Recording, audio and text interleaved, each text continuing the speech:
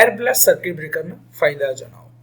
તો ઓઇલનો ઉપયોગ નહીં થતો હોવાના કારણે આગ લાગવાની શક્યતા ઘટી જાય છે.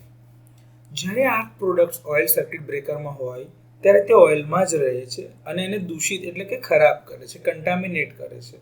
અને એટલે જ કેટલાક ઓપરેશન પછીથી આપણે ઓઇલને બદલવું પડે છે, કેમ કે જ્યારે આ પ્રોડક્ટ આર્કના પ્રોડક્ટ જે છે બ્રેકરની અંદર એના કોન્ટેક્ટ પર રહેવાના કારણે એના ઉપર વેર એન્ડ ટેર એટલે કે ઘર્ષણ લાગે છે અને એના લીધે કાર્બનાઇઝેશન થવાના કારણે ઓઇલ કન્ટામિનેટ એટલે કે ખરાબ થાય છે.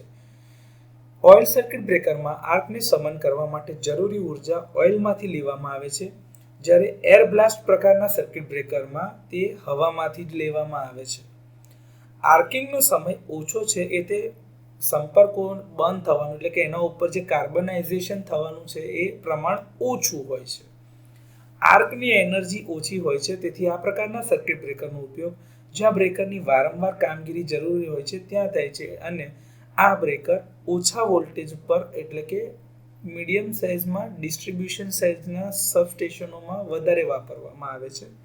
આર્ક ચેમ્બરનું કદ નાનું હોય છે. તો આ થોડા એર બ્લાસ્ટ સર્કિટ બ્રેકરના એડવાન્ટેજીસ એટલે કે ફાયદાઓ